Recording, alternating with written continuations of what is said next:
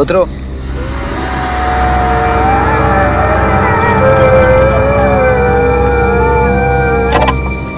ये तुम मुझे कैसी जगह लाए हो प्रेम? प्रेम की बातें करने के लिए इससे अच्छी कोई और जगह हो ही नहीं सकती। ये जगह बहुत डरावनी है।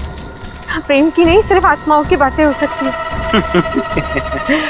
तुम्हारा सेंस ऑफ ह्यूमर भी कमाल का है। चलो आओ, मैं कुछ तुम्हें दिखाना चाहता हूँ। नहीं प्रेम, प्रेम लिसन, मुझे बहुत डर लग रहा है और ये जगह बहुत अजीब है। प्रेम प्लीज चलो ना, घर वापस चलते हैं प्रेम। प्रेम प्लीज। तुम चलो तो सही। प्रेम, प्रेम कितनी बदबू आ रही है यहाँ पे। Please please let's go. बदबू आ रही है? बदबू तो आएगी, क्योंकि इस जगह पे मैं तुमसे पहले 4 लड़कियों का खून कर चुका हूँ और अब तुम 5वीं हो। गुड बाय शिखा।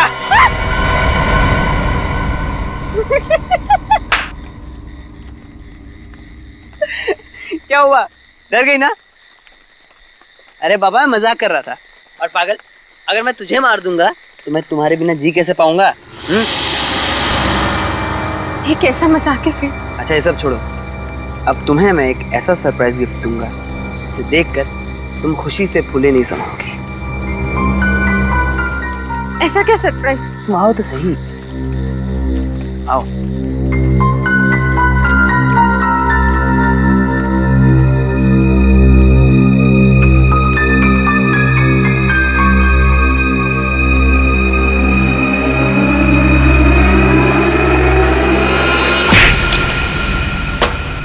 अरे ये क्या किया तुमने? मुझे लगा तुम मुझे मारने के लिए गन निकाल रहे हो। यार बहुत फिल्में देखने लगे हो तुम। अरे मैं तुम्हारे लिए अंगूठी लेके आया था तुम्हें प्रपोज करने के लिए। ये कैसा प्रपोज है प्रेम? मेरे हाथ पांव हिल रहे हैं, पूरी तरह डर चुकी हूँ मैं। ऐसी भयानक और गंदी जगह पे कोई प्रपोज करता है क्या? अरे यार, पूरी 1 लाख की अंगूठी थी। अरे लोन लेके खरीदी थी तुम्हारे लिए। गई अंगूठी कुएं में। Listen, listen, I am sorry Prem, very sorry, मुझे नहीं मालूम था। लेकिन अच्छा अच्छा, तुम टेंशन मत लो। लिसन लिसन, तुम ना ये टॉर्च लो, अंगूठी मिल जाएगी प्रेम। अंगूठी मिल जाएगी।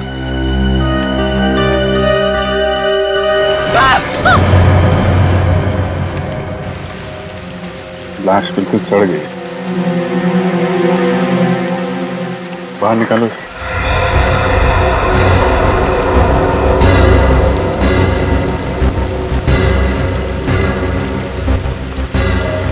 आप लोग जब यहाँ पे थे तो किसी आदमी को आसपास देखा था क्या?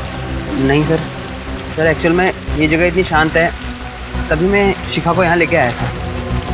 ये जगह जरूरत से ज्यादा शांति होती है, जुर्म का खतरा वहाँ उतना ही बढ़ जाता है। सर यहाँ पे मिट्टी काफी ढीली है, ऐसा लग रहा है हाल ही में यहाँ पे खुदाई हुई है।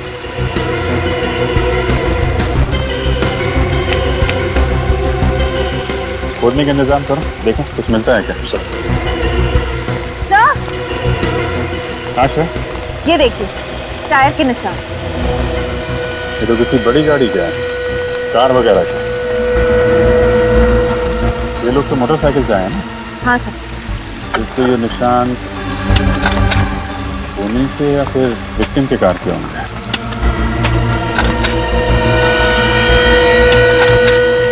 कार लाल रंग की है। लाल रंग की? सर ये देखो, ये पत्थर पे पेंट लगा हुआ है ना, लाल रंग का पेंट है। मतलब उन्हीं जब लाश देखने यहाँ आया होगा तो इसकी कार इस पत्थर से टकराई और कार का पेंट इस पत्थर पे लग गया। हाँ सर, काश किसी दिन मैं भी आपकी तरह और दया सर की तरह इन्वेस्टिगेट करता हूँ। मेरी तरह तो ठीक है, लेकिन बहुत जल्द तुम दया सर की तरह इन्वेस्टिगेट करने लगोगी। लगी रहो। हाँ सर। हाँ सर यहाँ पे खोद के देख लिया, लेकिन कुछ मिला नहीं सर। कोई बात नहीं, अब बाकी सवालों का जवाब सर उनके साथ देंगे। हाँ सारुण जी, क्या पता चला? बस इस आदमी की मौत 1 हफ्ता पहले हुई है। और इसकी उम्र तकरीबन 30 साल है। अच्छा, निखिल एक काम करो, मिसिंग पर्सन ब्यूरो में फोन करो और पता लगा क्या पिछले हफ्ते में 30 साल की उम्र का कोई आदमी गायब है क्या? हाँ सर, और कुछ पता चला? हाँ, ये इसकी खोपड़ी का और चेहरे का एक्सरे देखो। इसे देख करके पता लगता है कि इसने अपने चेहरे की कम से कम 3 या 4 बार प्लास्टिक सर्जरी करवाई। Plastic surgery? वो भी 3-4 बार? सर, इसे अपने चेहरे से इतनी नफरत थी क्या? हो सकता है वो कोई मॉडल या एक्टर बनना चाहता हो। ऐसे लोग अक्सर अपने चेहरे पर कुछ ना कुछ करवाते रहते हैं। तारिका जी, हो सकता है। अरे सर, हमारी वो बॉलीवुड की हीरोइन है ना धरती, उसने अभी अभी नाक का ऑपरेशन करा है। और वो हॉलीवुड का मॉडल है ना ब्रैंडन, उसने अभी लिप्स का काम करा है। ओहो पंकज, तुम्हें इस फील्ड की बहुत तगड़ी जानकारी है। क्या बात है, तुमने भी तो एक्टर बनने का सपना नहीं संजो रखा था? वो क्या है ना सर, 2-3 ऑफर आए थे, लेकिन मुझे रोल पसंद नहीं आया, तो इसलिए मैंने मना कर दिया। हो गया, अब काम की बात करें। सर, मिसिंग पर्सन ब्यूरो से पता चला है कि ऐसे किसी आदमी के गायब होने की रिपोर्ट नहीं लिखवाई गई है। गायब होने की रिपोर्ट नहीं लिखवाई है? ये कैसे हो सकता है? क्या इसे घर वालों को चिंता नहीं कि यह आदमी है कहाँ, किस हालत में है? हो सकता है इसके परिवार में कोई हो ही ना। मगर निखिल, कोई दोस्त वोस्त तो होगा, कोई रिश्तेदार होगा? हाँ सर, एक दोस्त तो है जिसका नाम है जुलू क्रैमर। जुलू क्रैमर? ये कैसा नाम है? जुलू क्रैमर? ये तो किसी कुत्ते की नस्ल का नाम है। हाँ सर, एक बहुत ही रेयर और खास किस्म का ब्रीड है ये। और इसी ब्रीड के कुत्ते का बाल मुझे इसके कपड़ों पे से मिला है। जुलू क्रैमर, बस एक खिड़की खुल गई इस आदमी तक पहुंचने की। शहर में जितने भी डॉग ब्रीडर्स हैं, सबसे पूछताछ करो, पता लगाओ किन किन लोगों के पास जुलू क्रैमर नस्ल के कुत्ते हैं।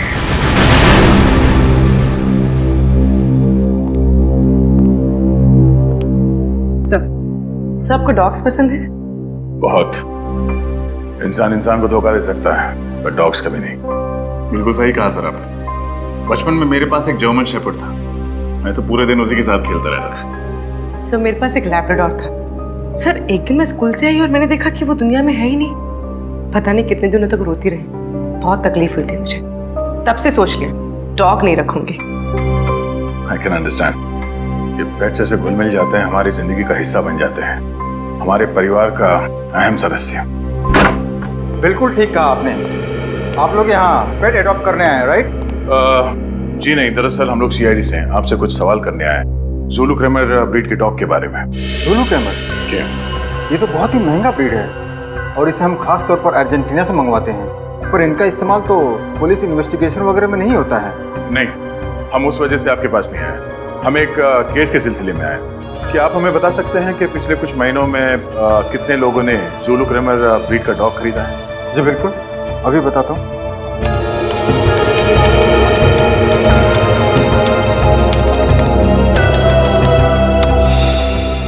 ये देखिए, पिछले 5 सालों में सिर्फ 3 लोगों ने इस ब्रीड की मांग की है। 3 लोगों ने? नाम और पता मिल सकता है?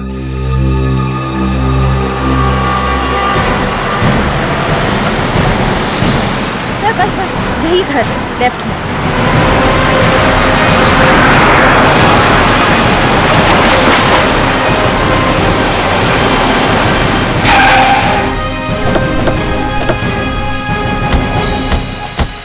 सर, जुलू क्रैमर की लिस्ट में ये आखिरी घर है। अगर यहाँ पे भी कुछ नहीं मिला तो जांच शुरू से करनी पड़ेगी। लगता है यही घर है। ये लाल गाड़ी, टायर के मार्क्स भी वैसे ही दिख रहे हैं जैसे मैं क्राइम सीन पे दिखा।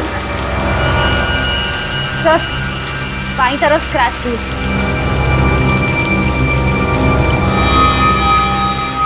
फिर तो ये घर मरने वाले का है या मारने वाले का?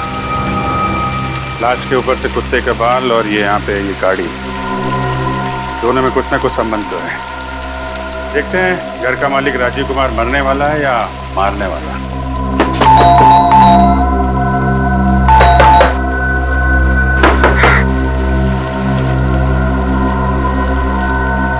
तो खिड़की तो खुली हुई है और अंदर भी कोई नहीं लगता है। ठीक है, घुस जाओ और दरवाजा खोलो।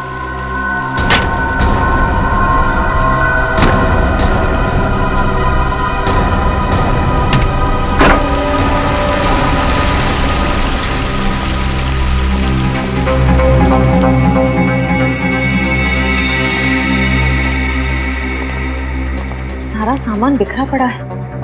सर, लगता है हमारे आने से पहले ही इस घर की कोई तलाशी ले चुका है। तो ये विक्टिम का ही घर होगा। खूनी यहाँ कोई खास चीज ढूंढने आया होगा। अच्छी तरीके से तलाशी लेनी पड़ेगी घर की।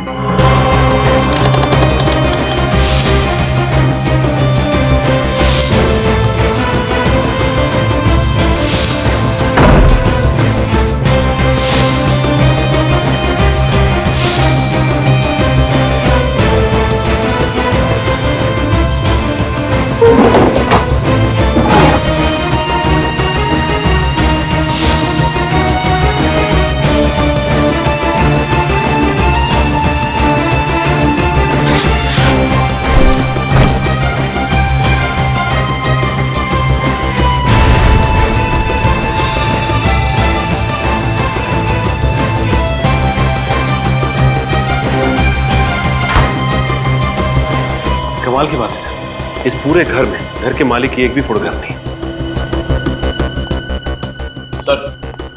सर लैपटॉप मिला है लेकिन पासवर्ड प्रोटेक्टेड है। किसी कंप्यूटर एक्सपर्ट को दिखाना पड़ेगा। सर, प्लास्टिक सर्जन का कार्ड मिला है, डॉक्टर के सुंदर।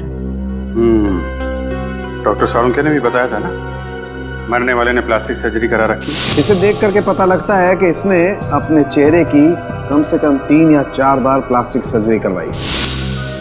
अब ये डॉक्टर के सुंदरम ही बताएंगे राजीव कुमार का असली चेहरा कैसा था।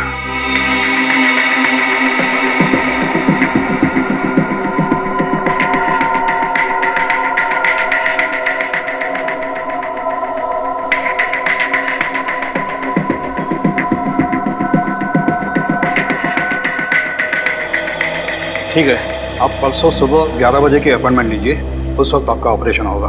ओके? ओ सर, आप बताइए क्या कर सकता हूँ आपके लिए। डॉक्टर साहब, हम यहाँ एक केस के सिलसिले में आए। क्या आप बता सकते हैं कि आपने किसी राजीव कुमार नाम के आदमी का प्लास्टिक सर्जरी किया था या नहीं? राजीव कुमार नाम तो कुछ सुना सुना सा लग रहा है। अनन्या, तुम्हें कुछ याद है राजीव कुमार अपने किसी पेशेंट के बारे में? नहीं सर, मैं भी चेक करके बताती हूँ।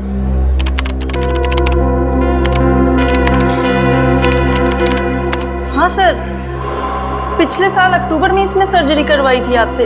ये देखिए सर।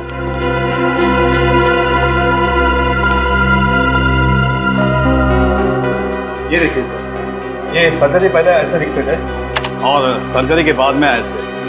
सर्जरी से पहले भी इसका चेहरा कुछ खराब तो था नहीं। डॉक्टर साहब, आपने इनसे पूछा नहीं ये सर्जरी क्यों कराना चाहते हैं? सर, अब लोग सर्जरी नहीं कराएंगे तो हमारी क्लिनिक तो बंद हो जाएगी ना।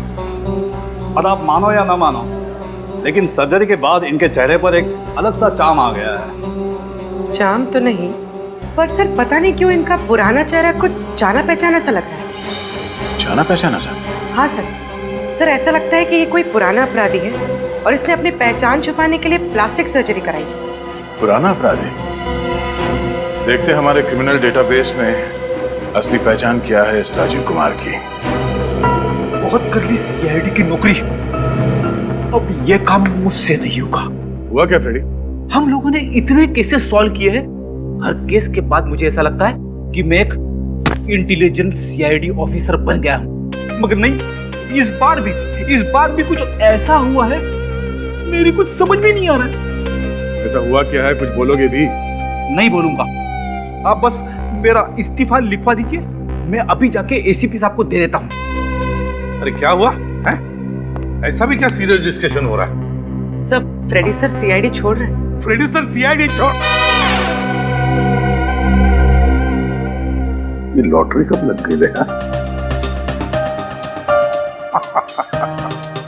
अरे फ्रेडी, क्यों नौकरी छोड़ रहे हो? ऐसे कौन सी अच्छी नौकरी मिली सीआईडी से? हा? नौकरी कहाँ सर, मैं गांव जाके बाजरे की खेती करूंगा, यही ठीक है मेरे लिए। बाजरे की खेती गांव जाकर?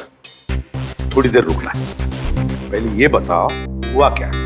क्या बताऊं सर, मैं राजीव कुमार की पुरानी फोटो अपने डेटाबेस में सर्च कर रहा था। तो कुछ मिला? मिला ना, ये राजीव कुमार नहीं है, टोनी नाम का पुराना खूनी है। ब्रिलियंट फ्रेडी, इसका मतलब है ये राजीव अपना चेहरा बदलकर घूम रहा था ताकि उसे कोई पहचान न ले, कोई पकड़ न ले। फ्रेडी, इतनी बड़ी बात तुमने ढूंढ कर निकाली और तुम बाजरे की खेती करने जा रहे हो? अरे सर, ये तो सिर्फ आधी बात है, बाकी की आधी आपको पता चलेगी तो आप भी दुखी हो जाएंगे। देखिए जरा बाकी आदि ऐसी कौन सी बात लिखी है?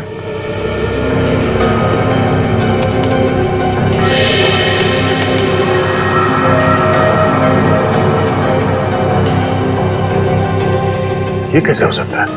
क्या हुआ था?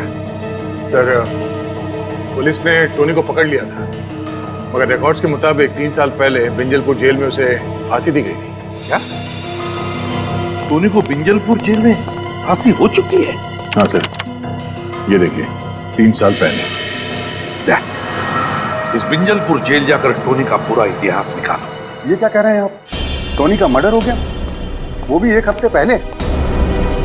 सर, ये नामुमकिन है, क्योंकि हमारे जेल के रिकॉर्ड के हिसाब से 5 जुलाई 2010 को टोनी को इसी जेल में फांसी दी जा चुकी है।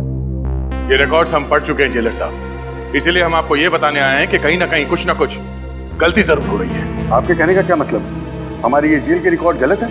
लगता तो यही है। ये भी तो हो सकता है कि जो लाश आप लोगों को मिली है वो टोनी की नहीं बल्कि किसी और शख्स की हो। नहीं, बिल्कुल नहीं हो सकता। हमने उस लाश का डीएनए टेस्ट करवाया है, वो टोनी ही है जो प्लास्टिक सर्जरी करवा के नई जिंदगी जी रहा था। अगर वो टोनी है तो वो व्यक्ति कौन था जिसे इस जेल में फांसी की सजा दी गई? ये तो अब कब्र खोदने के बाद ही पता चलेगा।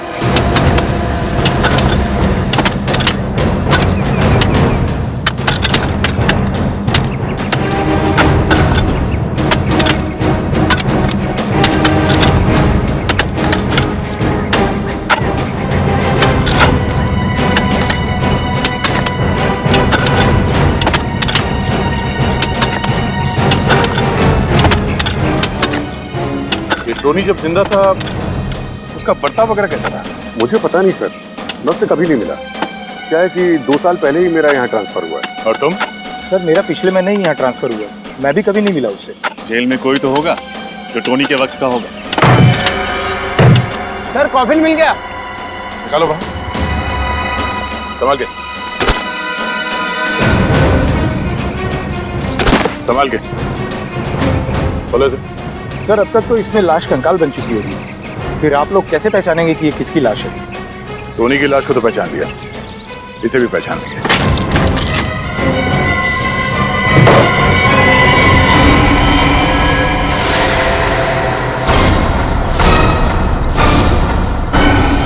सर, कॉफिन खाली है? इसका मतलब है जेल में गड़बड़ हुई है, कैदी भाग गया और उसकी फांसी की झूठी रिपोर्ट दर्ज कर दी गई। यहाँ तक कि उसके नाम का खाली कॉफिन दफना दिया गया है। मुझे तो खुद अपनी आंखों पर विश्वास नहीं हो रहा सर। आखिर जेल स्टाफ टोनी की मदद क्यों करेगा और कोई उसे क्यों भगाएगा सर?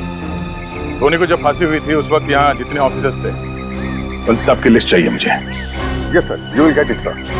सर, इस टोनी के फांसी का मामला कांच की तरह एकदम साफ हो गया है। टोनी के झूठे फांसी के तुरंत बाद जल्लाद, ऑन ड्यूटी डॉक्टर और जेलर तीनों ने 1 महीने के अंदर अंदर इस्तीफा दे दिया था सर।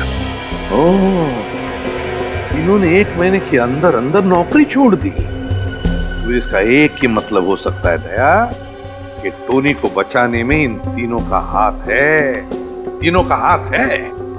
मगर सर, टोनी को बचाने के लिए उन तीनों ने अपनी नौकरी तक कुर्बान कर दी, इसमें उनका क्या फायदा हुआ? सर, जेल जाने से पहले टोनी ने बैंक लूटा था और लूट के दौरान उसने 3 लोगों को जान से मार दिया था और लूट के पैसे अभी तक पुलिस के हाथ नहीं लगे। फिर मामला साफ है दया, ये सारा प्लान टोनी का रचा हुआ है, टोनी का रचा हुआ।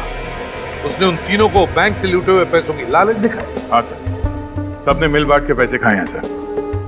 टोनी को बचा के उसे रिकॉर्ड्स में मरा हुआ घोषित कर दिया। है ना कितनी शर्म की बात। जब कानून के रखवाले ही इस तरह से अपने ईमान का सौदा करने लगे तो फिर एक आम आदमी किसका दरवाजा खटखटाएगा? आम आदमी किसका दरवाजा खटखटाएगा? देख, उन तीनों के एड्रेस वगैरह कुछ मिल गए? अभी तक नहीं सर, पर टोनी की पत्नी नताशा, उसका एड्रेस मिला है।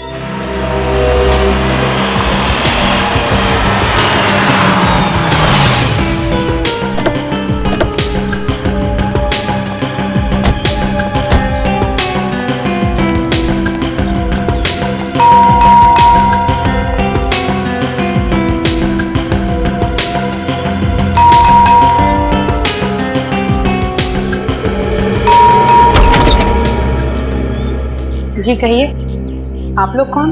हम सीआईडी से। सीआईडी से? जी। आप नताशा हैं? जी हाँ, मैं ही नताशा हूँ। अंदर आ सकते हैं? जी आइए,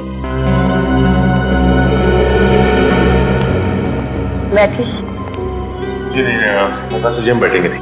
हम आपके पति टोनी के मौत के बारे में कुछ बताने आए हैं। टोनी की मौत? उसकी मौत को तो 3 साल बीत चुके हैं। आप लोग ये सब अब क्यों बता रहे हैं? जी नहीं, उसकी मौत 3 साल पहले नहीं हुई, बल्कि 1 हफ्ते पहले हुई, और वो भी गोली लगने से।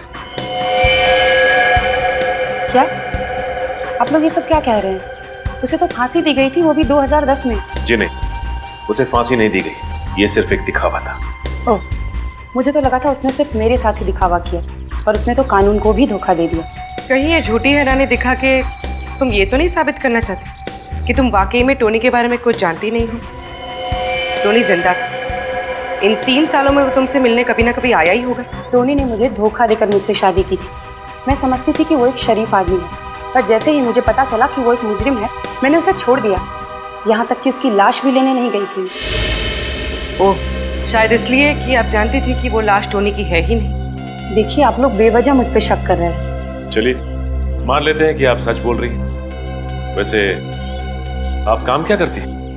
मैं एक टीचर हूँ, बच्चों को मैथ्स पढ़ाती हूँ। क्या बात, टीचिंग तो एक बहुत ही नॉबल प्रोफेशन है। घर काफी अच्छी तरीके से सजाया आपने।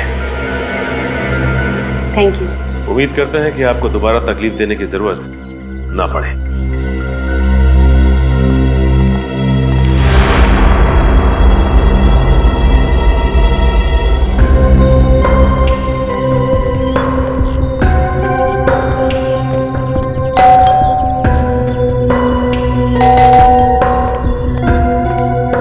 किससे मिलना है आप लोगों को?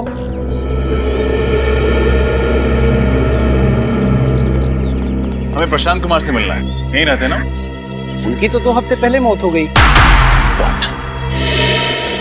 कैसे? दिल का दौरा पड़ने से। अच्छे भले थे बेचारे, खुद को हमेशा फिट रखते थे, फिर भी पता नहीं कैसे अचानक दिल का दौरा पड़ गया। आप लोग उनके दोस्त हैं? जी नहीं, हम लोग सीआईडी से। इस घर में और कोई रहता है? नहीं साहब, वो तो यहाँ अकेले रहते थे, और मुझे तो लगता है कि उसी आदमी की वजह से उन्हें हार्ट अटैक आया होगा।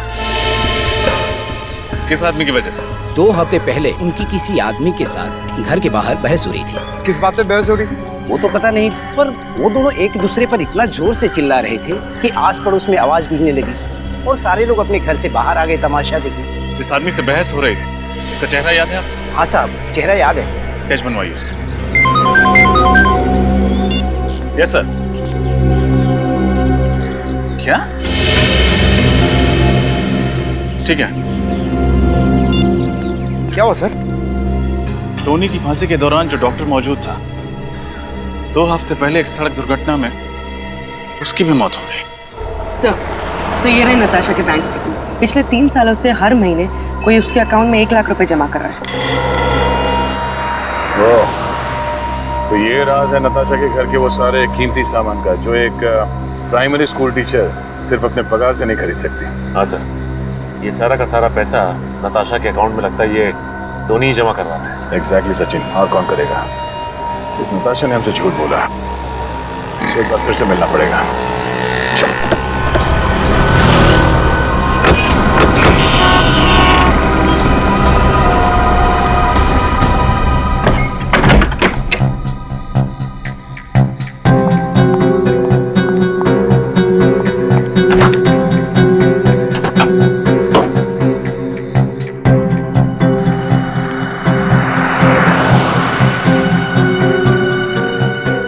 ये तो अपना सामान लेके घर से भागने की तैयारी में।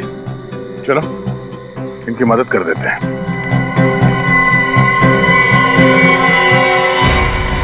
आप लोग यहाँ इस वक्त? ये कोई वक्त है किसी शरीफ इंसान के घर आने का?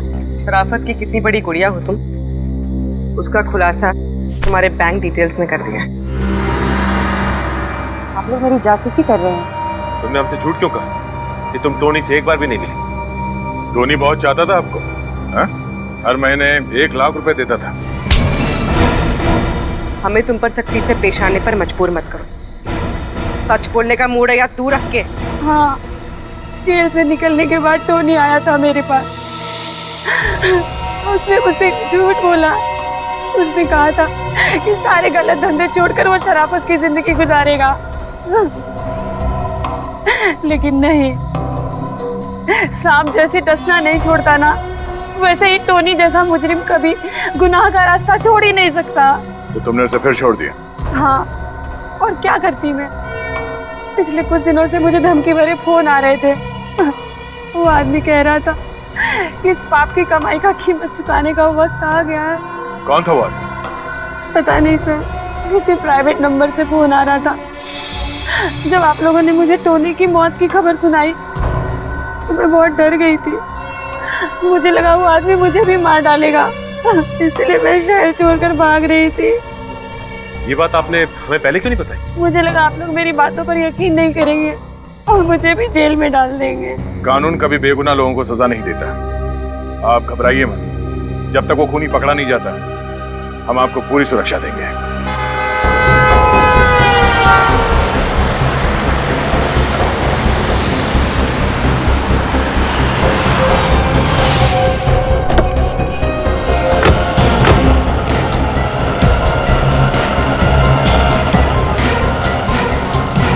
यही है MI रोड वाला चौराहा।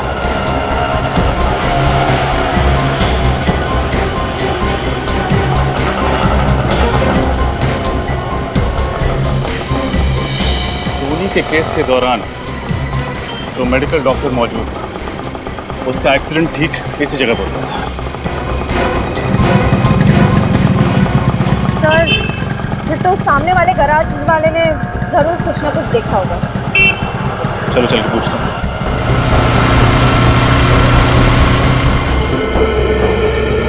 अरे क्या कर रहे हो यार, 4 दिन से एक ही गाड़ी के पीछे पड़े हुए हो। हाँ? शाम को इसकी डिलीवरी देना है मुझे। अरे जल्दी करो। सुनिए। हाँ हाँ जी बोलिए। हम लोग CID से 2 हफ्ते पहले आपके गैराज के सामने जो सड़क दुर्घटना हुई थी, उसके बारे में कुछ पूछताछ करनी। पर सर मैं पुलिस को स्टेटमेंट तो दे चुका हूँ। अब CID को भी दे दीजिए। जब वो हादसा हुआ था क्या आप गराज में ही थे? हाँ मैडम, मैं गराज पे ही था। वो जिस आदमी की मौत हुई है वो हमारे गराज पर उसकी गाड़ी ठीक करवाने के लिए आया था। बैठे बैठे बोर हो रहा था तो कहने लगा कि मैं कोल्ड ड्रिंक पी के आता हूँ। सर बेचारा जैसे ही रोड क्रॉस करने की कोशिश करने गया, एक तेज रफ्तार से आती हुई गाड़ी ने उसको टक्कर मार दी। जिस गाड़ी से उसकी दुर्घटना हुई, आपने उसका नंबर देखा था? नहीं सर, नंबर तो नहीं देखा। हाँ सर, पर मैंने एक आदमी को देखा। वो उस घायल आदमी के बहुत करीब आकर उसको देखने की कोशिश कर रहा था। सर मैं सोचा वो उसको अस्पताल ले जाएगा, लेकिन जैसे ही मैं उसके पास गया वो भाग गया। भाग गया? हाँ सर। आपको उस आदमी की शक्ल याद है? थोड़ा थोड़ा सर। Very good. अच्छा, इनको पीरो ले जाओ और उस आदमी का स्केच बनाओ। सर, उस गराज ओनर ने इस आदमी का स्केच बनवाया। ये देखिए।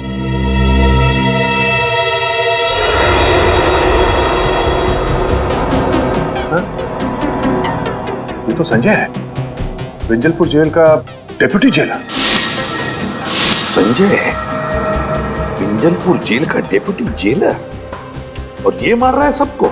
हाँ सर, इसकी कुंडली निकाली तो पता चला कि टोनी ने जिस बैंक पे रॉबरी की थी, उसमें जो 3 लोग मारे गए थे, उनमें से एक इस संजय के पिता भी थे। टोनी ने जिस बैंक में रॉबरी की उसमें 3 लोग मारे गए, उसमें एक थे संजय के पिता। संजय के पिता, संजय के पिता। ओह, दया अब आ रही है बात समझ में। लगता है ये संजय अपने पिता की मौत का बदला ले रहा है। पहले उसने टोनी को मारा और फिर उन 3 लोगों को मारा जिन्होंने टोनी की मदद की भागने में। हाँ सर, और वो भी उसकी पोस्टिंग उसी जेल में हुई। उसके लिए तो और भी आसान हो गया उन चारों तक पहुंचना। हाँ दया सर, इससे पहले कि ये संजय टोनी की बीवी को कुछ नुकसान पहुंचाए, उठा लो इसे।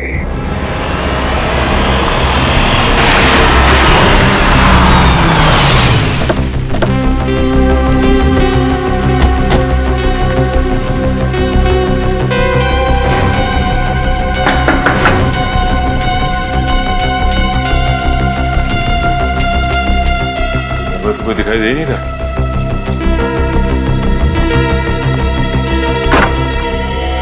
सीआईडी सर, आप लोग यहाँ? टोनी के खूनी का कुछ पता चला? हाँ, टोनी का खूनी मिल गया और उन तीनों का भी खूनी मिल गया जिन्होंने 3 साल पहले जेल से इस्तीफा दिया था। क्या उनका भी खून हो गया? किसने किया सर? तुमने अपने पिता की मौत का बदला लेने के लिए 4 खून कर दिए तुमने। टोनी की बीवी को ही मारना चाहते थे ना तुम? ये क्या क्या क्या बात कर रहे हैं सर आप? सर मैंने किसी का खून नहीं किया। झूठ बोलने से कोई फायदा नहीं। ये देखो तुम्हारा स्केच। जानते हो किसने बनवाया? उस गवाह ने जिसने तुम्हें डॉक्टर के सड़क हादसे के वक्त वहां देखा था।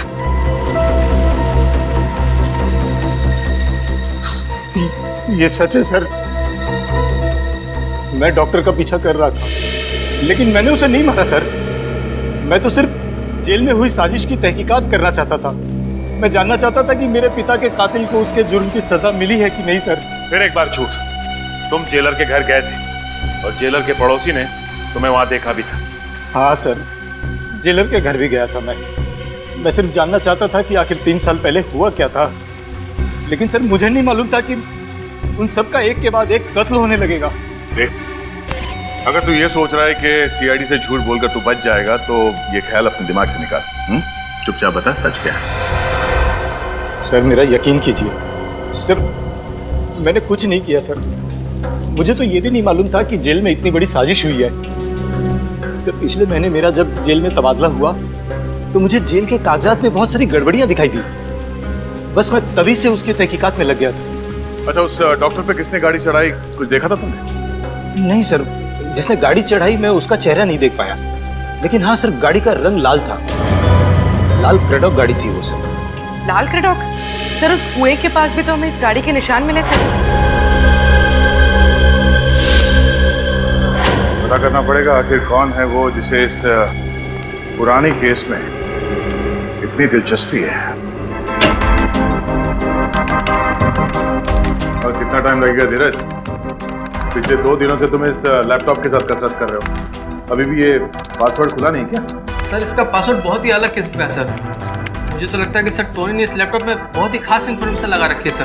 प्लीज जल्दी करो, टोनी तक पहुंचने में ये लैपटॉप हमारे बहुत काम आ सकता है। बस सर पूरा।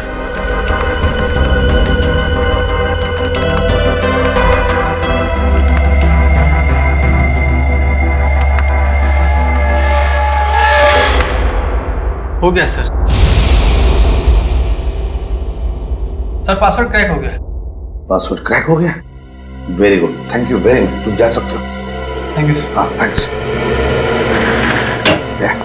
देखो जरा, देखो क्या छुपा के रखा है।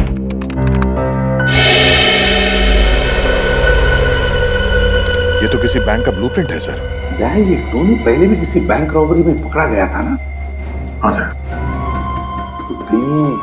किसी नई बैंक रॉबरी का प्लानिंग तो नहीं कर रहा था?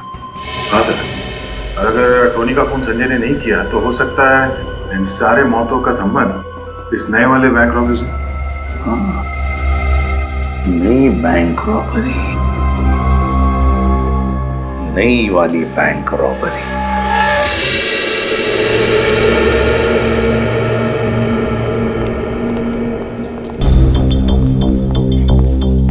बैंक मैनेजर का कैबिन है?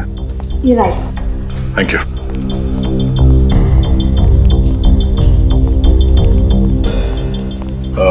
मैनेजर साहिबा, हम लोग सीआईडी से हैं। सीआईडी? हमें पता चला है कि पिछले हफ्ते आपके बैंक में 10 करोड़ की डकैती हुई थी। मत पूछिए सर, वो मेरी लाइफ का सबसे बुरा दिन था। हमारे बैंक की सालों की इज्जत, रेपुटेशन, भरोसा एक ही झटके में चकनाचूर हो गया। ठीक से सिक्योरिटी का इंतजाम नहीं था आपके बैंक में? मैम, हमारे बैंक में मॉर्निंग में सिर्फ एक ही सिक्योरिटी गार्ड होता है और शायद ये बात लुटेरों को पता थी, इसलिए वो उसी वक्त आए। सर, उस कुएं के पास एक जगह मिट्टी थोड़ी ऊबड़ खाबड़ थी। हो सकता है टोनी ने लूटा हुआ पैसा वहीं गाड़ा हो सकता है। मैम, जब आपके बैंक में डकैती हुई थी उस वक्त का सीसीटीवी फुटेज देखनी है हमें।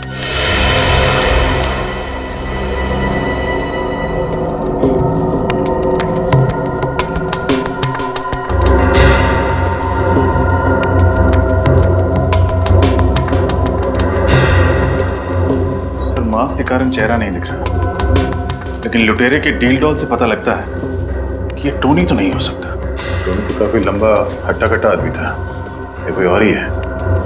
शायद टोनी का कोई साथी। सर, वो टैटू देखा आपने?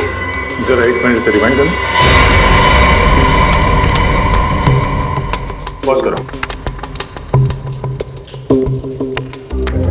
टैटू को जाना पहचाना सा लग रहा है, कहीं तो देखा है। सर, ये टैटू तो हमने अनन्या के हाथ पे देखा था, उस प्लास्टिक सर्जन के रिसेप्शनिस्ट। पिछले साल अक्टूबर में इन्होंने सर्जरी करवाई थी, ये देखिए सर। अनन्या, अनन्या, अनन्या, अनन्या, पूरी कमरा चेक करो। राजा, वहां देखना।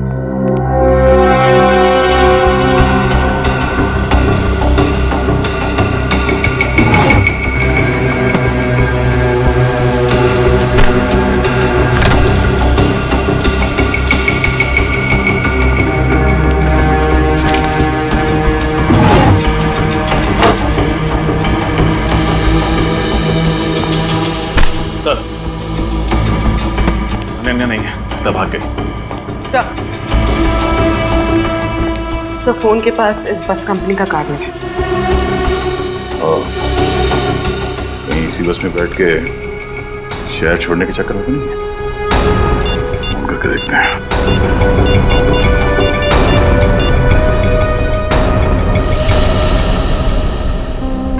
हेलो, मैं इंस्पेक्टर तैयार बोल रहा हूँ सीआईडी से। हमें ये पता करना है कि आपके किसी भी बस में आज अनन्या कुमार नाम की लड़की सफर कर रही है क्या? जी हाँ, ठीक है, मैं होल्ड करता हूँ। हाँ, क्या नासिक जाने वाले बस में? ये बस कहां से निकलती है?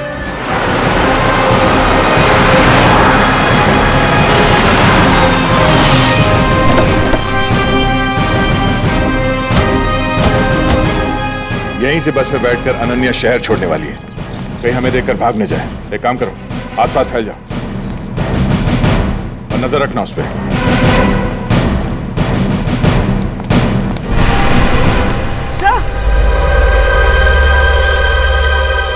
सर, वो रही अनन्या।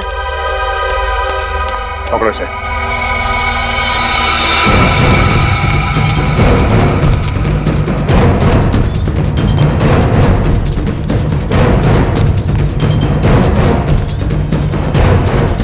अनन्या कहाँ गई? अभी तो यहीं पे थी।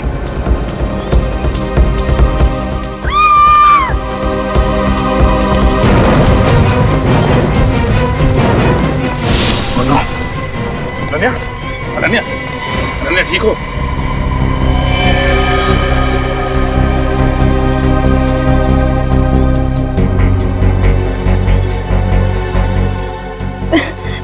मेरा बैग? बैग? कहाँ है तुम्हारा बैग? वो लेकर भाग गई। कौन वो? टोनी की खूनी। टोनी का खून तुमने नहीं किया? नहीं, टोनी का खून मैंने नहीं किया। मैं कैसे कर सकती हूँ? वो तो मेरा दोस्त था। तो किसने किया खून? मुझे नहीं मालूम।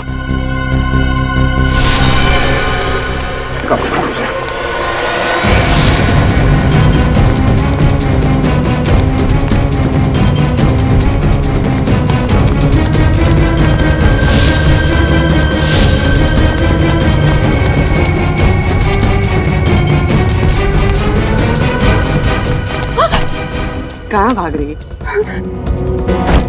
लोगों का खाता खोलते खोलते अपने ही जुर्म का खाता खोल लिया। मैंने ही मारा टोनी को और उसके तीनों साथियों को भी, ताकि खून का इल्जाम संजय पे आ जाए। तुम्हें लगा कि हम गुमराह हो जाएंगे? हैं? इन सीआईडी वालों को गुमराह करना इतना आसान नहीं है, समझी? बताओ, क्यों मारा तुमने टोनी को? क्योंकि मैं प्यार करती थी उससे। प्यार करती थी इसीलिए खून कर दिया? हाँ, क्योंकि वो मुझे प्यार नहीं करता था, वो मुझे सिर्फ इस्तेमाल कर रहा था बैंक लूटने के लिए। वो अनन्या से प्यार करता था और सारा पैसा लेके उसके साथ उड़ जाना चाहता था वो।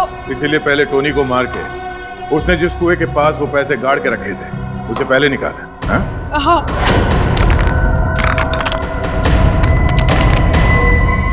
बस बहुत धोखा दे दिया तुमने मुझे। अब तुम्हारा खेल खत्म। नहीं, मुझे मत मारो, मैं तुम्हारा प्रेमी हूँ, मुझे मत मारो। मैं तुम्हारा प्रेमी हूँ।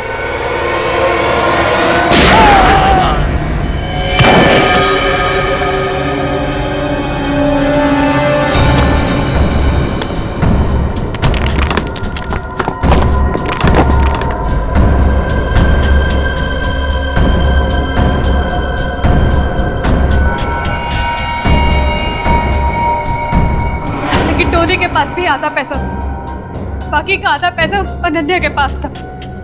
इससे पहले कि मैं उसे खत्म करके सारा पैसा हासिल करती, आप लोग बीच में आ गए और मेरा सारा प्लान मिट्टी में मिल गया। क्या लगा तुम्हें?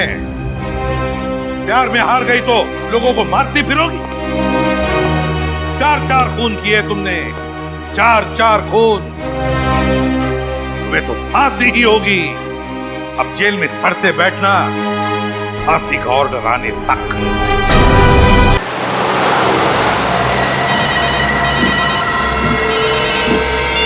हेलो, हाँ मैं पहुंच रही हूँ, तुम्हारा काम हो जाएगा। ओके?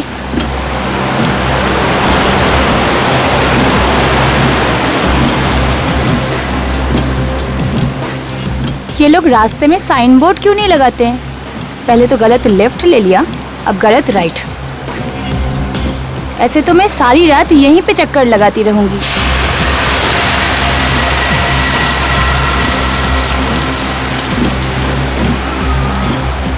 ये एसी को क्या हुआ? इसे भी अभी खराब होना था। उफ।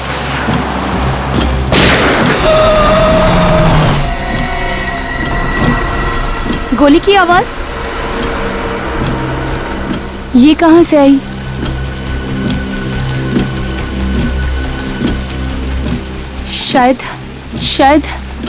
शायद इधर से आई होगी। देखती हूँ।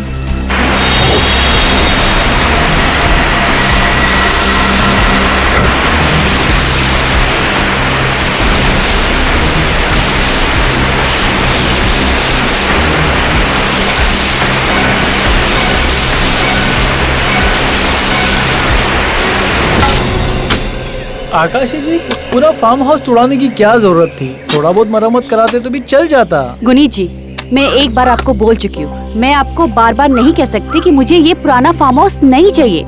मुझे सब कुछ नए सिरे से, नए तरीके से चाहिए, अपनी तरह। मैडम, आप लोग का बजट भी तो नहीं है ना? आपने पहले जो बजट बोला था उसमें मैंने माना था ना, फिर अचानक आपने सारा का सारा बजट दुगना कर दिया। अब मुझे कुछ नहीं पता, अब जो कुछ भी हो आप इसी बजट में सबका सब करके दीजिए। लेकिन मैडम, सीमेंट का भाव 2 गुना हो गया तो मैं क्या करूं? मुझे कुछ नहीं पता गुनीत जी, आप इसी में कीजिए जो कुछ करना है। ये गुनीत भी ना खामखा आकाशी से बहस किए जा रहा है। आकाशी से कोई नहीं जीत सकता। मैं सरहद पे दुश्मन से लड़ सकता हूँ, पर आकाशी से कभी नहीं। कर भाई कर, बहुत पैसे मिलने वाले हैं। अरे भाई जल्दी जल्दी करो। और कितना समय लगेगा? बस साहब, थोड़ा सा रह गया बस। मान नहीं रहे, क्या करें? कुछ ना कुछ तो करना ही होगा, देखते हैं। चेतन जी, ये यहाँ कैसे? कमाल है, इस ईंट पर 2-2 गोलियां धंसी हैं। कहाँ मिली है आपको? ये वो वहाँ मिला मुझे। ये गोलियां यहाँ आई कैसे? मैं भी यही सोच रहा हूँ, क्योंकि ये जगह तो काफी दिन से बंद पड़ी है। इसका जवाब तो एक ही आदमी दे सकता है। कौन?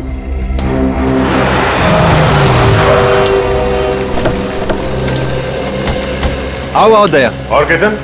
काफी सालों बाद मिले। अभिजीत कैसा है? अभिजीत ठीक है। नमस्ते भाभी। ये इंस्पेक्टर सचिन और ये श्रेया।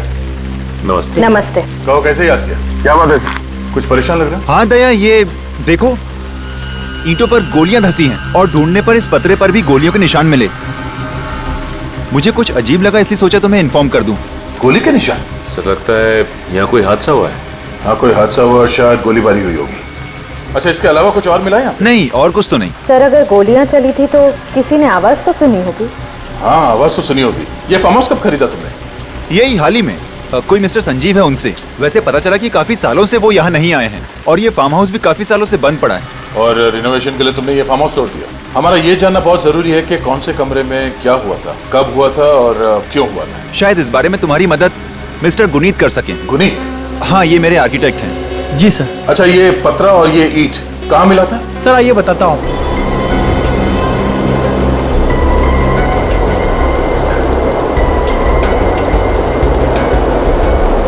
सर वो ईंट और पत्रा यही मिला था सर। अच्छा, जब इस फार्म हाउस को तोड़ा गया था उस वक्त यहाँ क्या था? सर यहाँ एक कमरा था और उसकी फ्लोरिंग इन टाइल्स से बनी हुई थी। ठीक है सचिन, ये जो मलबा है इसे फॉरेंसिक लैब भिजवा दो और आसपास के इलाके में जाके पूछते हैं। अब ये जरूर कुछ न कुछ तो गड़बड़ हुई है उस फार्म हाउस पर। हाँ सर, अजीब बात है कि इतनी सारी गोलियां चली हैं, 2 गोली दीवार पे भी मिली, 2 गोलियों के रिकोशे होने का निशान है स्टील की प्लेट पे, फिर भी किसी के घायल होने या मरने का कोई सबूत नहीं मिला सर। वही तो, जरूर कोई न कोई साजिश रची गई है उस फार्म हाउस में। सर ये मिस्टर संजीव है सर, वो फार्म हाउस पहले इन्हीं का था। आइए।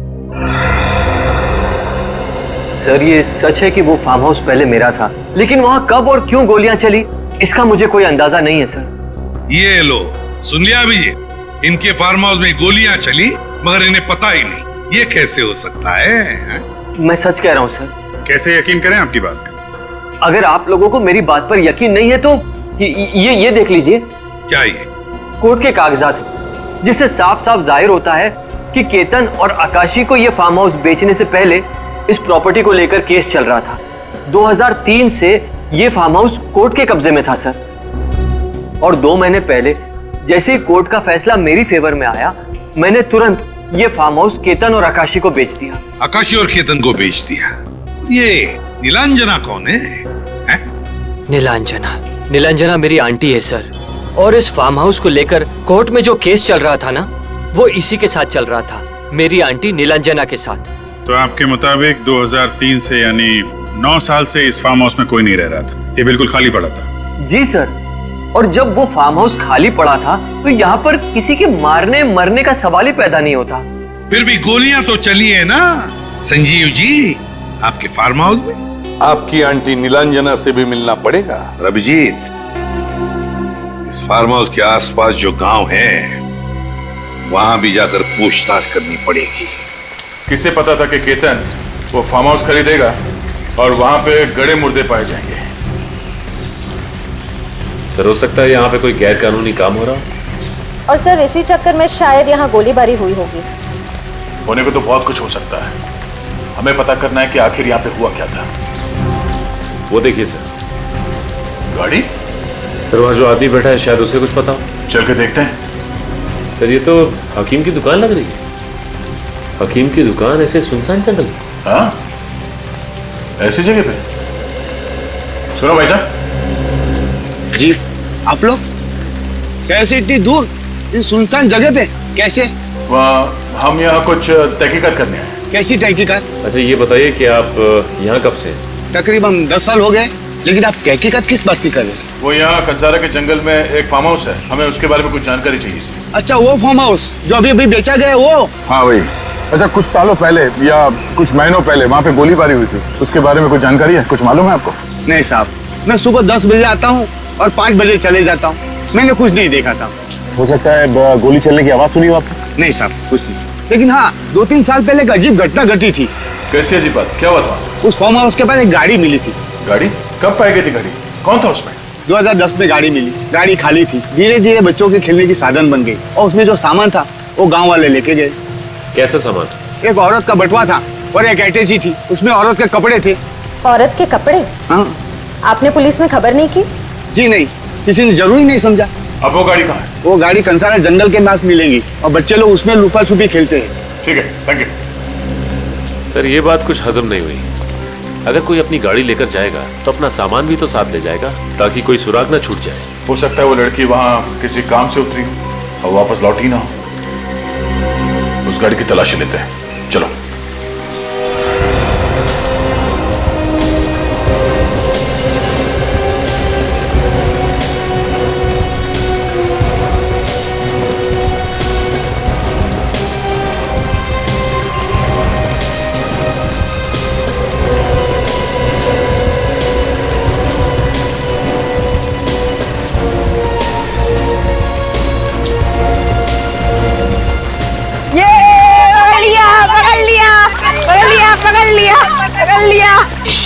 देखो कौन आया।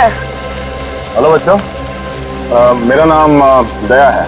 आप लोगों का नाम क्या है? मेरी माँ ने कहा है कि किसी भी अनजान आदमी से बात मत करना। क्या? बहुत सही कहा आपकी माँ ने। खुद ये देखो, सीआईडी। हम लोग सीआईडी से हैं। सोचा आप लोग कुछ बता सकते हैं। अच्छा, सीआईडी अंकल हो? हाँ। वैसे किस बारे में बात कर रहे हो आप लोग? ये गाड़ी कहाँ से मिली आप लोगों को? वो फार्म हाउस के यहाँ से। हम सब बहुत डरे हुए थे, लेकिन हमारे बाबा और चाचा उन्होंने हिम्मत रखकर गाड़ी में देखा तो किसी औरत का बटुआ और अटैची मिली। बहुत दिनों तक ये गाड़ी वहाँ ही खड़ी थी। इस गाड़ी को लेने कोई नहीं आया था, इसलिए हमारे बाबा ने इस गाड़ी को धक्का मारकर यहाँ खड़ी कर दी। अब हम इसमें लुका छुपी और पकड़ा पकड़ी खेलते हैं। क्या? बहुत अच्छा इस्तेमाल कर रहे हो आप लोग गाड़ी का। अच्छा बच्चों, अभी आप लोग कहीं और जाके खेलो और हमें अपना काम करने दो। हाँ, चलो भागो भागो भागो। गाड़ी की तलाशी लेते हैं, शायद कोई सुराग मिल जाए।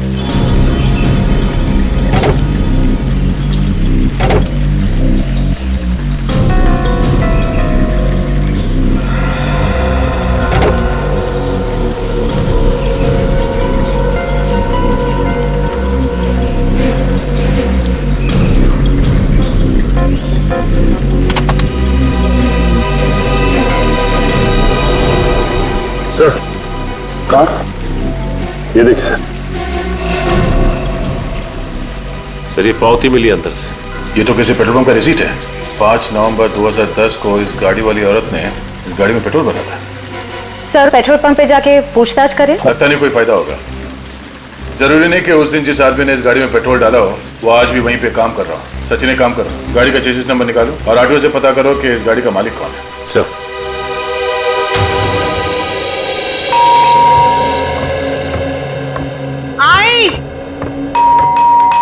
आई जी, कहिए। नीलांजना जी? जी हाँ, मेरा नाम नीलांजना है। बात क्या है? हम लोग सीआईडी से हैं, एक केस की तहकीकात करने यहाँ आए हैं। आपके भतीजे संजीव ने आपके बारे में बताया।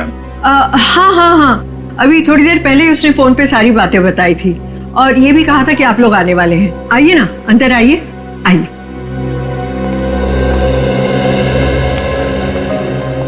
आप यहाँ पे अकेली रहती है या? जी, मैं यहाँ बिल्कुल अकेली रहती हूँ। वैसे संजीव ने आपको बताया होगा कि उसके और मेरे बीच में फार्म हाउस को लेकर काफी अरसे से कोर्ट केस चल रहा था और फिर उसी दौरान वो फार्म हाउस कोर्ट के कब्जे में आ गया। तो संजीव ने आपको फार्म हाउस पे जो गोलीबारी हुई उसके बारे में भी बताया होगा? जी हाँ, बताया था। बात यह है कि वो फार्म हाउस बहुत अरसे से खाली पड़ा था, तो हो सकता है कि बाहर के कोई लोग उसमें घुस आए और उसे खाली देकर उसका गलत इस्तेमाल किया। इतने सालों से आप या आपके परिवार का कोई आदमी फार्म हाउस पे देखरेख के लिए नहीं गया क्या? देखिए, हम या तो वकील के साथ या कोर्ट के ऑफिसर्स के साथ वहाँ कभी ना कभी गए थे, नहीं तो वो वीरानी पड़ा रहता था। इतने बड़े फार्म हाउस को आपने ऐसे ही छोड़ दिया था? सिक्योरिटी के लिए कोई वॉचमैन या गार्ड नहीं रखा था? बात यह है कि संजीव और मैं कोर्ट केस के मामले में इतना उलझे हुए थे कि हमने कभी इस बारे में सोचा ही नहीं। हाँ, अच्छा, क्या मैं आपसे ये जान सकता हूँ कि आपने अचानक फार्म हाउस से अपना हिस्सा छोड़ने का फैसला क्यों ले लिया? आखिर आपको भी फायदा होता ना? जी, हो सकता है कि मुझे इससे फायदा होता, लेकिन जैसा कि मैंने आप दोनों को बताया कि मैं अकेली रहती हूँ और मैं इस कोर्ट कचहरी के झमेले में नहीं पड़ना चाहती थी, बस इसीलिए परेशान होकर मैंने ये फैसला लिया। लेकिन मुझे क्या पता था कि मनूस फार्म हाउस मेरा पीछा ही नहीं छोड़ेगा। ठीक है नीलांजना जी, अभी हम लोग चलते हैं, जरूरत पड़ी तो आपको दोबारा तकलीफ देंगे। जी थैंक यू।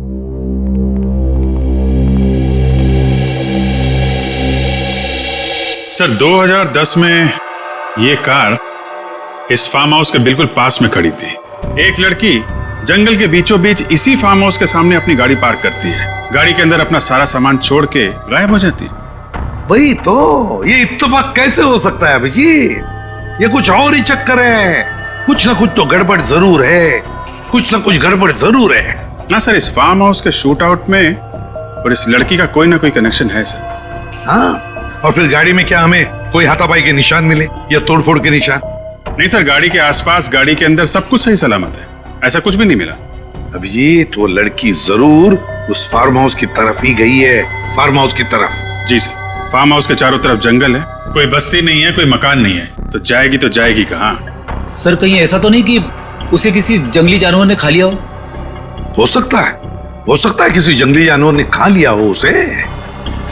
लेकिन अभिजीत, अगर इस गाड़ी के बारे में हमें और कुछ इंफॉर्मेशन मिले ना, तो लड़की के बारे में बहुत कुछ जान सकते हैं हम। सर इस गाड़ी के चेचिस नंबर से ट्रैक किया जा रहा है इसे, बहुत जल्द गाड़ी की और लड़की की कहानी सामने आ जाएगी।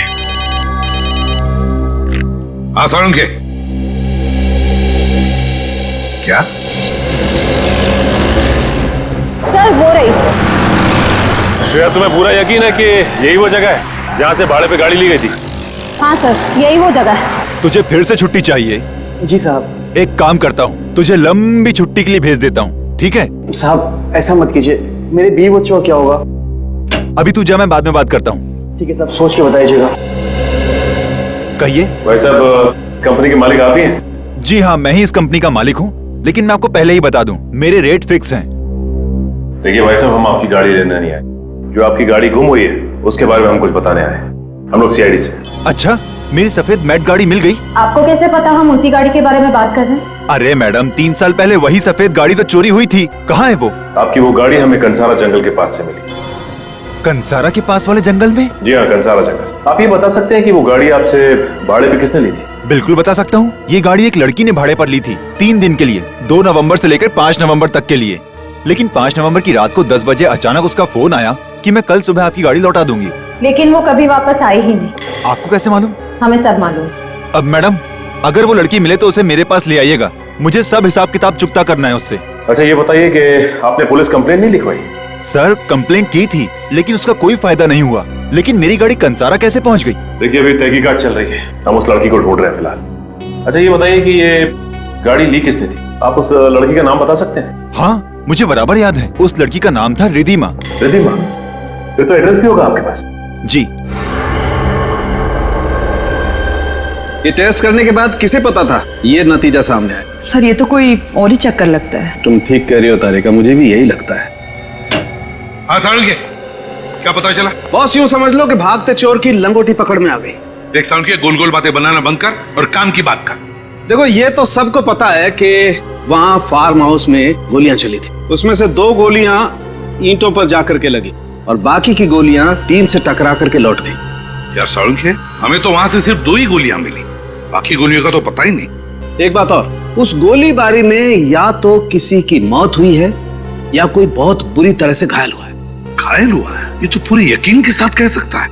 हाँ सर, ये टाइल्स जो हमें फार्म हाउस से मिले हैं, इस पे कुछ निशान है। ये देखिए, ये जगह जगह पर फीके पड़ गए और कुछ टेस्ट से ये पता चला है कि इस पे केमिकल का इस्तेमाल किया गया था। केमिकल?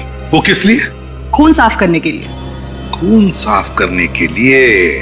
मतलब हमारा अंदाजा सही था। बिल्कुल बॉस, आपका अंदाजा एकदम सही था और उसका सबूत है ये टाइल। इस टाइल का रंग केमिकल और खून की वजह से ऊपर से थोड़ा सा उड़ गया है, लेकिन उस वक्त जो खून बहा वो इसके इस जॉइंट में, यहाँ जोड़ों में आकर के जम गया, सूख गया और ये अभी भी मौजूद है। अच्छा, ये खून से क्या पता चला तुझे? बॉस, इस खून में मुझे 3 अलग अलग लोगों का खून मिला है, जिसमें से 2 औरतें हैं और 1 आदमी। क्या कहा तूने? मतलब जब फार्म हाउस में गोलियां चली तब वहां पर 3 लोग मौजूद थे? 3 लोग? अच्छा, क्या क्या उम्र हो सकती है उन लोगों की, कुछ बता सकता है? हाँ बस, उसमें से एक औरत की उम्र है 25 से 30 साल के बीच, दूसरी औरत की उम्र है कोई 55 से 60 साल के बीच, और आदमी की उम्र है 35 से 40 साल के बीच। अब इसमें से किसकी मौत हुई है और कौन जख्मी हुआ है, ये बताना बड़ा मुश्किल है। तीनों अलग अलग उम्र के लोग। सर ये तीनों फार्म हाउस में करने क्या गए थे? वो तो हम पता लगा ही लेंगे फ्रेडी, पता लगा लेंगे। अच्छा सालुंखे, ये खून कितना पुराना है? बॉस ये खून कोई 3 से 4 साल पुराना है। 3 साल पुराना? हाँ अभिजीत, अच्छा रिद्धिमा की माँ के साथ बात हो गई? तो बस रिद्धिमा की माँ जी को ब्यूरो में बुला लो। हाँ अंकिता जी प्लीज प्लीज देखिए, आप उम्मीद मत हारिए, परेशान मत होइए। हम आपकी बेटी को ढूंढने की पूरी कोशिश कर रहे हैं। पिछले 3 सालों से मेरी इन आंखों ने अपनी बेटी को देखने की उम्मीद नहीं छोड़ी, लेकिन पता नहीं क्यों आज ऐसा लग रहा है जैसे मेरी बेटी कभी वापस नहीं आएगी। एसीपी साहब प्लीज आप मुझे सच सच बता दीजिए, मेरी बेटी जिंदा भी है या नहीं? अंकिता जी सच कहूं तो आपकी बेटी के बारे में हमें कुछ नहीं पता। इतना जरूर कह सकता हूं कि हमें कंसारा वाले जंगल में एक गाड़ी मिली है। वो गाड़ी आपकी बेटी रिद्धिमा ने 3 दिन के लिए किराए पर ली थी। क्या गाड़ी किराए पर ली थी? लेकिन रिद्धिमा ने तो मुझे इसके बारे में कुछ भी नहीं बताया था। आपको कुछ नहीं बताया? नहीं। अच्छा 5 नवंबर 2010 को जब आपकी बेटी गायब हुई, उस समय उनकी उम्र क्या होगी? 25 साल थी। उसमें से एक औरत की उम्र है 25 से 30 साल के बीच। रिद्धिमा की फोटो है आपके पास? जी है।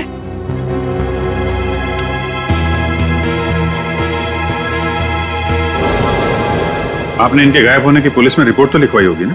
जी हाँ करवाई थी, लेकिन पुलिस कुछ भी पता नहीं कर पाई। अगर आप लोग पता कर सके तो बड़ी मेहरबानी होगी। प्लीज ऐसा मत कहिए, हम आपकी बच्ची को ढूंढने की पूरी कोशिश करेंगे। अभिजीत इनका डीएनए टेस्ट करना पड़ेगा। आपको एतराज ना हो तो हमें आपका डीएनए टेस्ट करना पड़ेगा। DNA test? मगर किस लिए? अब कैसे बताएं आपको, वाकई आपकी बेटी के बारे में हमारे पास और कोई जवाब नहीं है। जब आप लोगों को जवाब मिल जाए तो मुझे इत्तला जरूर करिएगा। जी जरूर बताएंगे आपको। हमारा ऑफिसर आपको घर छोड़कर आएगा। निखिल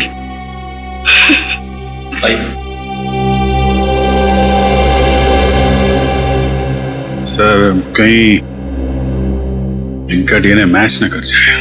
हाँ अभिजीत, मुझे भी डर इसी बात का है कि कहीं ये डीएनए मैच न हो जाए। उस गोलीबारी में कौन घायल हुआ कौन मरा, ये तो उस फार्म हाउस में जाकर ही पता चलेगा।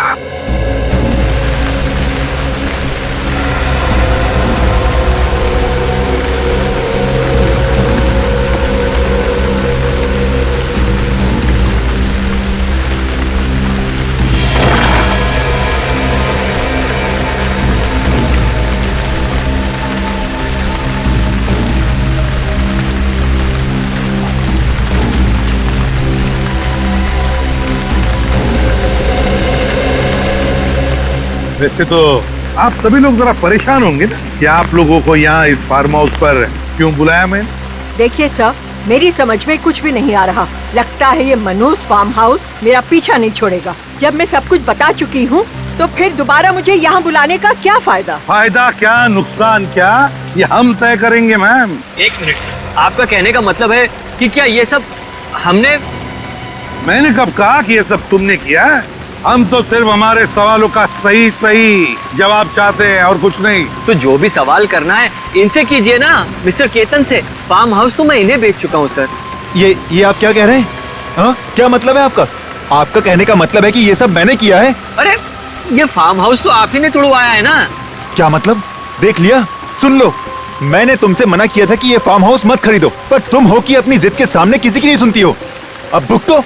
इस फार्म हाउस में 3 लोगों पर हमला हुआ है। 3 लोगों पर। उसमें 2 औरतें थी और 1 आदमी था। पता नहीं कौन घायल हुआ और किसकी मौत हुई है। क्या? जी हाँ, और इसी सिलसिले में हम लोग आपसे पूछताछ कर रहे हैं। आपको जो कुछ बताना या पूछना है आप ये संजीव जी से पूछिए। सर मैं आप लोगों को क्या बताऊं, मैं तो खुद यहाँ पर कई सालों के बाद आया हूँ, फिर मुझे क्या पता कि यहाँ क्या हुआ है क्या नहीं हुआ है। अगर आप नहीं बता सकते तो फिर आप बताइए ना नीलांजना जी। कई सालों से तो तुम दोनों के बीच में इस फार्म हाउस को लेकर कोर्ट का केस चल रहा है ना? जी ठीक कहा आपने। करीब 10 साल से ये कोर्ट केस चल रहा था और इसी वजह से संजीव और मेरे बीच में मनमुटाव है। कहीं ऐसा तो नहीं कि ये सब कुछ आप ही ने किया संजीव से बदला लेने के लिए? क्या ये आप क्या कह रहे हैं? मैं आखिर ऐसा क्यों करूंगी? तो ठीक है, तो केतन जी आप ही बताइए, जब ये फार्म हाउस आपने खरीदा था तो इसकी हालत कैसी थी? ये फार्म हाउस जैसा बिल्कुल नहीं दिखता था। हाँ, अरे ये तो खंडर जैसा दिखता था। चारों तरफ से दीवारें टूट रही थी। मैंने सोचा इसे रेनोवेट करा लेते हैं, बस इतना ही। रेनोवेट कर रहे थे, मगर इतनी भी क्या दिलचस्पी इस जगह में? देखिए ये जगह मुझे पसंद आ गई थी और कुछ नहीं। ये जगह आपको पसंद आ गई, हर एक की अपनी अपनी पसंद होती है ना? आसान के बोल। अच्छा, तो मेरा शक सही निकला है ना? ठीक है, ओके। इस फार्म हाउस का मलबा जो हमने साळुंखे के पास भेजा था, उसके टाइल्स के ऊपर साळुंखे को कुछ खून की ट्रेसेस मिली। उसमें से एक खून का डीएनए अंकिता जी के साथ मैच होता है। यानी सर 25 से 30 साल की लड़की रिद्धिमा यानी अंकिता जी की बेटी है। हाँ, मगर सर एक बात समझ में नहीं आ रही है, ये रिद्धिमा यहाँ पे करने क्या आई होगी? रेडी, सारे सवालों का जवाब यहाँ है, यहाँ पर। खोदो इस जगह को।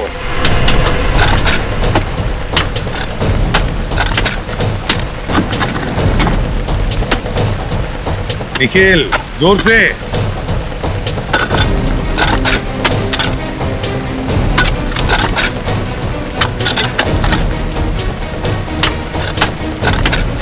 अरे ये आप सब क्या कर रहे हैं? हमने हाल ही में इस जगह को खरीदा है और आपने पूरा का पूरा तहस नहस कर दिया। आप प्लीज जरा हमें अपना काम करने देंगी? जाइए आप प्लीज, बाहर खड़े हो जाइए, जाइए प्लीज। आकाशी प्लीज बात को समझा करो। प्लीज आप वहां खड़े हो जाइए। देखो अब ये केस सीआईडी वालों के हाथ में है। पता तो चलना चाहिए ना कि क्या हुआ यहाँ पर।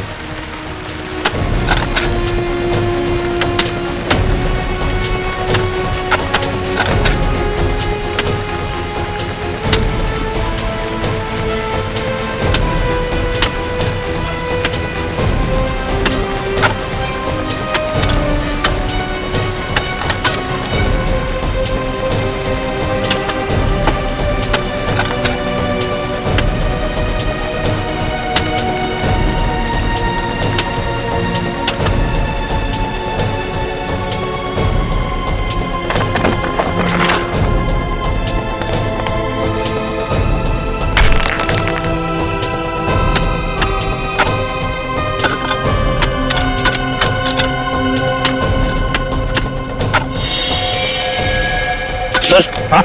कंकाल? कंकाल है? जी सर। संभाल के निकल, संभाल के मिट्टी साफ करनी।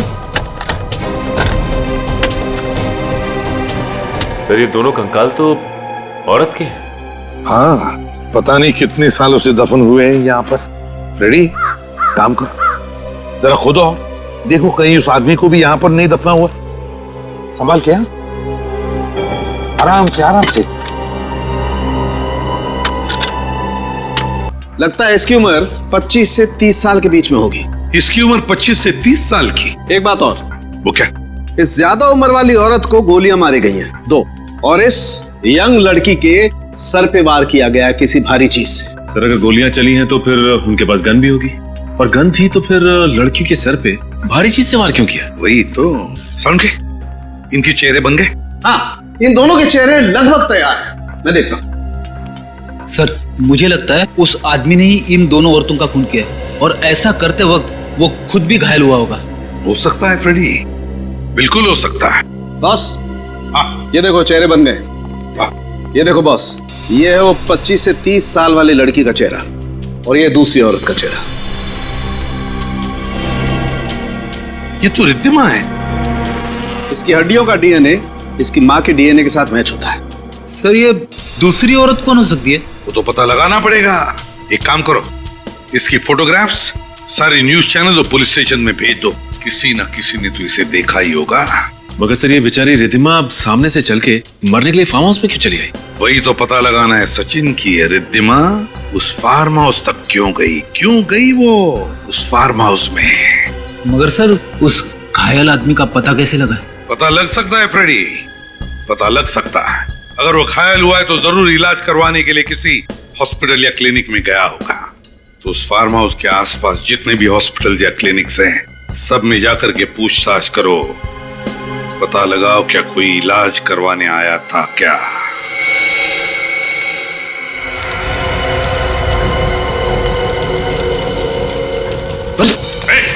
क्या कर रहा है?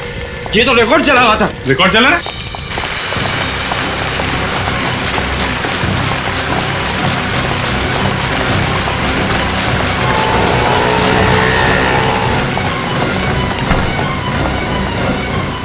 सीआईडी से भागना इतना आसान नहीं है। तुम वही आदमी हो ना जो आज से 3 साल पहले कंसारा के फार्म हाउस में घायल हुए थे? नहीं साहब, वो मैं नहीं हूँ साहब। झूठ मत बोल, वरना चलने के काबिल भी नहीं रहेगा, समझा? मैं सच कह रहा हूँ साहब। अच्छा, तो फिर वो फाइल क्यों जला रहा था? वो तो उस औरत के कहने पे मैंने जलाई साहब। औरत के? किस औरत के कहने पे जला रहा था? वो जो भाई जान देना था साहब। उसका नाम मालूम है? हाँ साहब, उसका नाम है सुरवीनी साहब। सुरवीनी? कहाँ मिलेगी? हाँ, 55 से 60 साल की औरत है। देखिए कुछ भी पता चले हमें इन्फॉर्म करिएगा। Okay, thank you. बड़ी अजीब बात है, परिवार का एक सदस्य लापता हो जाता है, फिर भी उसके परिवार वाले उसके लापता होने की रिपोर्ट दर्ज ही नहीं करवाते। ऐसे कैसे हो सकता है? सर मैं भी यही सोच रहा हूँ। उस औरत के परिवार वाले से ढूंढ के परेशान होने चाहिए, यहाँ तक कि अखबार में इश्तेहार देना चाहिए। यहाँ ऐसा कुछ है ही नहीं। समझ भी नहीं आ रहा है यह औरत है कौन, और उस वक्त ये फार्म हाउस में क्या कर रही थी? Hello, CID bureau. Okay okay okay, thank you. क्या हुआ? सर कनाडा एम्बेसी से फोन था। कनाडा एम्बेसी से फोन? क्यों? सर वो उस औरत का चेहरा रिकंस्ट्रक्ट करके हमने हर जगह भेजा था, उसी सिलसिले में हमसे वहां कोई मिलने के लिए हमारा इंतजार कर रहा है। गुड गुड गुड, मैं अभी एसीपी साहब को इन्फॉर्म कर देता हूँ। सर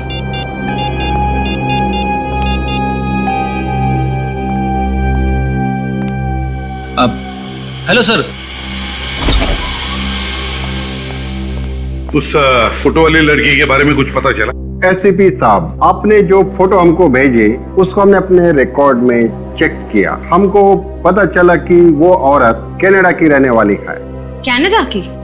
जी हाँ, और ये लड़की उस औरत की दोस्त है और ये भी कनाडा से है। दिसंबर 2010 में इस लड़की ने उस औरत के लापता होने की रिपोर्ट कैनेडियन एम्बेसी में दर्ज कराई थी।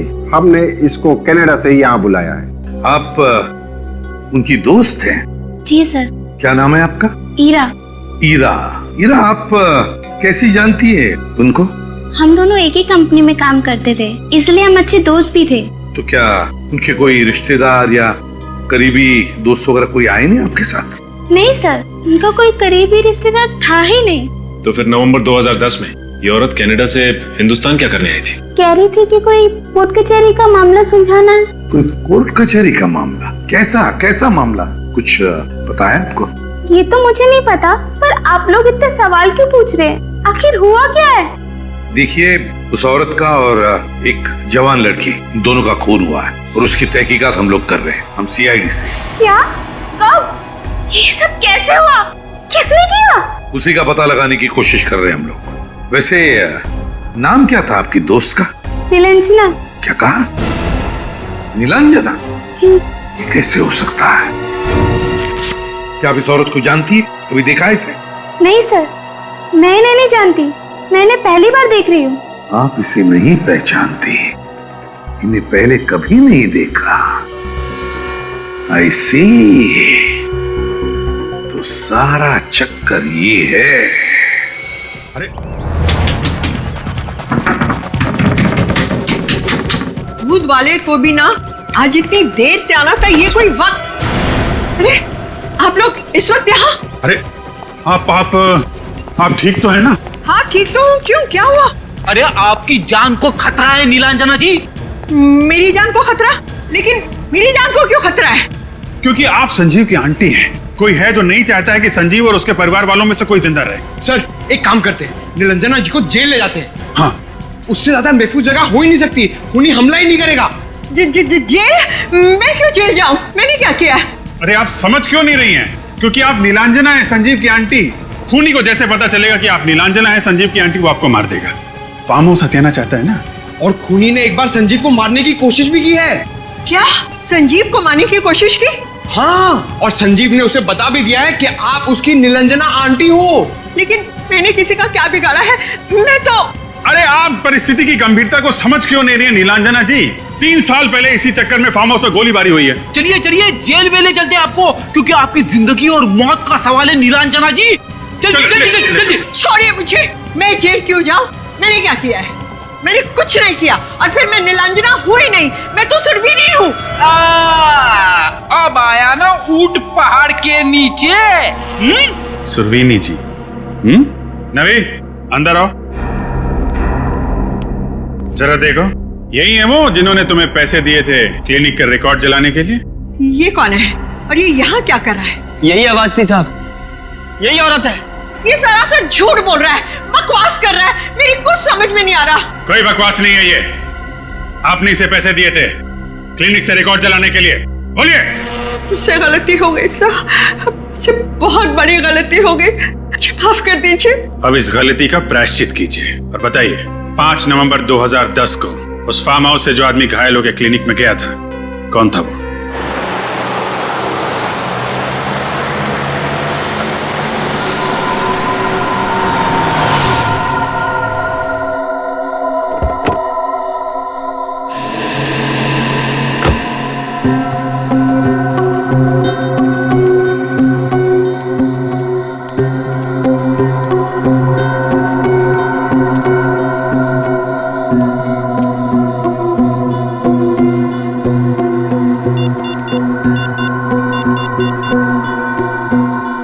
हेलो, कहाँ हो तुम? हाँ, मैं पहुँच चुकी हूँ। कितनी देर लगा रहे हो? जल्दी आओ।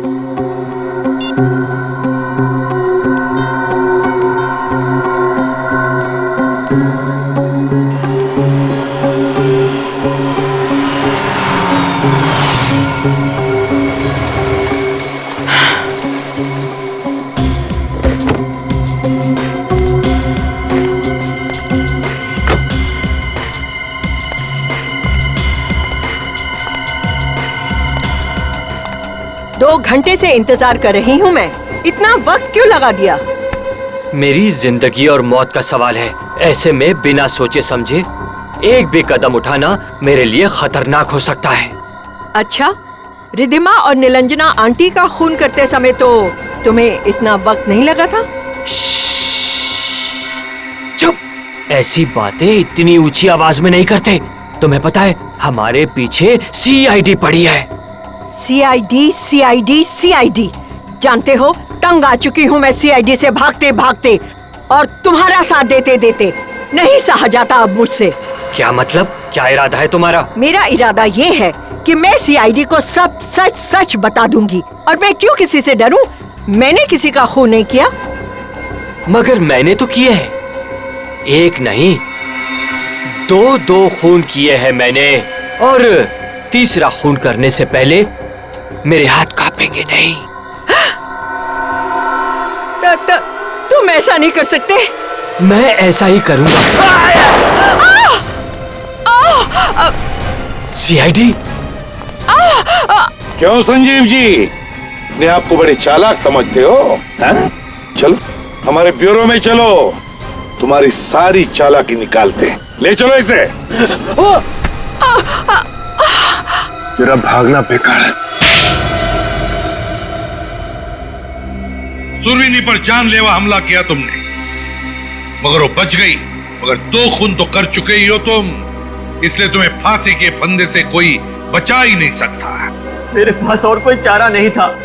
अच्छा, फार्म हाउस की लालच में आपने पहले नीलांजना का खून किया, फिर उस इल्जाम से बचने के लिए बेचारी रिधिमा को भी मार डाला।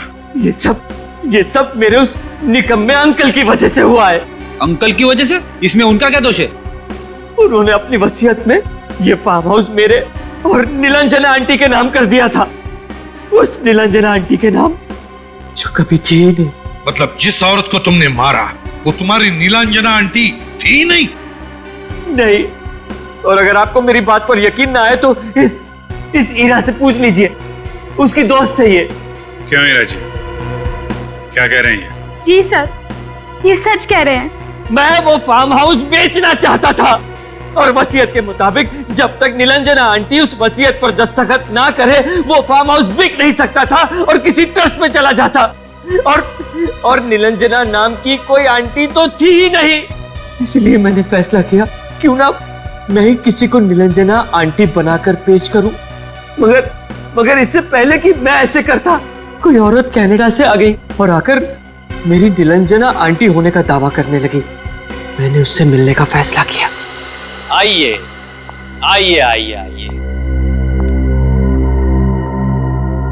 तुमने मुझे यहाँ क्यों बुलाया? बोलो संजीव बेटा। संजीव बेटा, नाटक मत करो, क्योंकि मुझे पता चल गया है ना ही तुम निलंजना हो और ना ही मेरी आंटी। ये कैसे बातें कर रहे हो?